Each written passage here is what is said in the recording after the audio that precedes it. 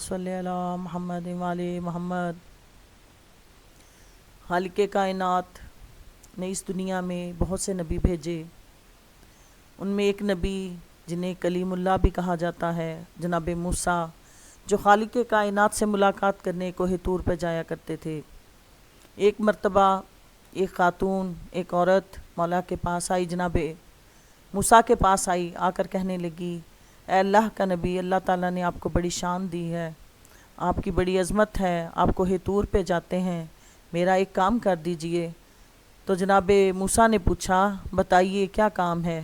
کہا، جب خالق کائنات کی بارگاہ میں جائیں تو خدا سے کہیے گا کہ خدا تعالیٰ مجھے اولاد عطا فرمائے۔ جناب موسیٰ نے وعدہ کیا اور وہاں سے چل پڑے۔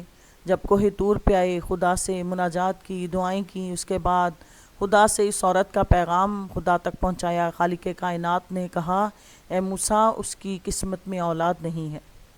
جب جناب موسیٰ کوہ طور سے واپس آئے تو راستے میں وہی عورت انتظار میں کھڑی تھی۔ اس نے سوال کیا، اے موسیٰ، کیا میرے لیے دعا کی ہے؟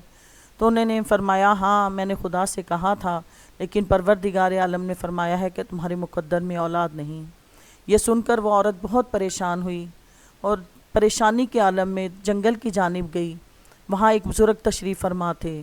انہوں نے اس خاتون کو دیکھا اس پریشانی کے عالم میں، اس سے سوال کیا، اے خاتون، تم کیوں پریشان ہو؟ اس نے کہا کہ میں نے اللہ کے نبی سے کہا تھا کہ میرے لیے دعا کیجئے، لیکن انہوں نے بتایا کہ خالق کائنات نے فرمایا ہے کہ تمہارے مقدر میں اولاد نہیں ہے۔ تو یہ بات سن کے میں بہت پریشان ہوئی۔ تو اس پر ان بزرگ نے فرمایا کہ میں اللہ سے دعا کروں گا، اللہ تعالیٰ تمہیں ضرور اولاد عطا فرمائے گا۔ وہ عورت اسی طرح پریشانی کے عالم میں گھر واپس آ گئی۔ کچھ عرصے کے بعد اللہ تعالیٰ نے اس کو اولاد عطا فرمائی۔ وہ بہت خوش ہوئی۔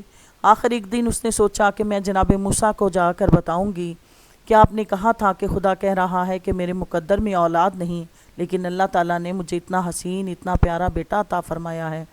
وہ چلتے ہی جناب موسیٰ کے پاس آئی اور جناب موسیٰ سے کہا، اے موسیٰ، آپ نے کہا تھا کہ میرے مقدر میں اولاد نہیں، لیکن خدا نے مجھے بیٹا عطا فرمایا ہے۔ یہ سن کے جناب موسیٰ کو بڑی حیرت ہوئی۔ کہا، اچھا، میں خالق کائنات سے ملنے جب کوہ طور پہ جاؤں گا تو میں اس خالق کائنات سے سوال کروں گا کہ اے باری تعالیٰ، تو نے تو کہا تھا اس کے مقدر میں اولاد نہیں ہے۔ جب کوہ طور پہ گئے، خدا سے بات چیت ہوئی تو خدا سے یہ شکوہ کیا، ہے خالق کائنات، جب میں نے دعا کی تھی تو نے کہا کہ اس کے مقدر میں اولاد نہیں، لیکن اس کے پاس تو اولاد ہے، اسے آپ نے ایک بیٹا عطا فرمایا ہے۔ تو خدا نے کہا، اے موسیٰ، پریشان نہ ہو، بلکہ ایک چھوٹا سا کام کرو، اس کے بعد اس مسئلے کو حل کریں گے۔ کہا، کیا؟ کہا، جاؤ اور مجھے انسانی گوشت کا ایک ٹکڑا لا کر دو۔ اب جناب موسیٰ کوہ طور سے چلے۔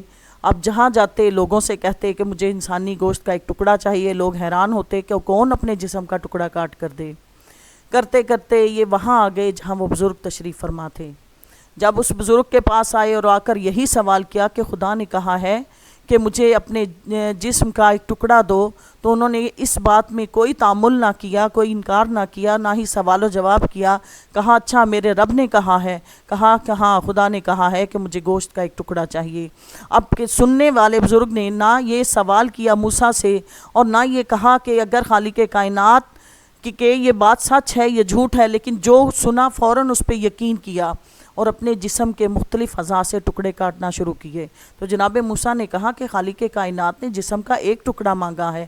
کہا، کیا پتہ کون سی جگہ مانگا ہو، کیا پتہ خدا نے سینے کا مانگا ہو، میں بازوؤں کا دے دوں، کیا پتہ انہوں نے پاؤں کا مانگا ہو، میں ہاتھوں کا دے دوں۔ اس لیے اپنے جسم کے مختلف اعضاء سے چھوٹے چھوٹے ٹکڑے کاٹ کے جناب موسیٰ کے ہاتھ میں دے دیے۔ جناب موسیٰ لے کر کوہ طور پہ گئے۔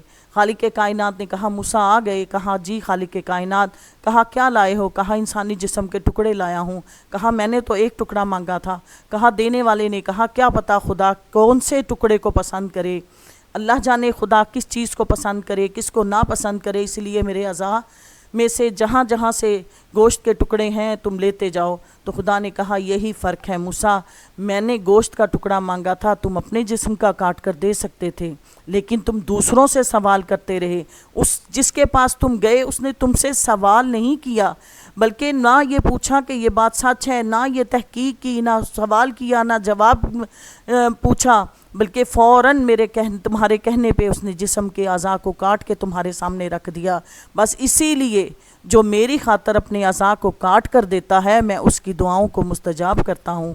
جو میرے لیے قربانی دینے کا جذبہ رکھے، خالق کائنات مقدر میں نہ بھی ہو تو لکھ دیتا ہے۔ جیسے مولا حسین کے پاس راہب نے آ کر سوال کیا تھا تو مولا نے 1 نہیں 7 بیٹے عطا کیے، راہب نے ہاتھ باندھ دیے لیکن دینے والے کی عطا نہ رکی۔ یا مومنین، یہی بات ہم کہنا چاہتے ہیں کہ مولا امام حسین وہ ہستی ہیں کہ کربلا کے میدان میں نہ صرف اپنی بلکہ اپنے بچوں کی قربانیاں دی، اپنی بہنوں کی چادریں دیں، اپنے بچوں کو قربان کیا، اپنی بیٹیوں کو تماچے لگتے دیکھے۔ یہ سب کچھ مولا نے کر کے بتایا کہ دین کو اس طرح سے بچایا جاتا ہے۔ اللہم صلی اللہ محمد۔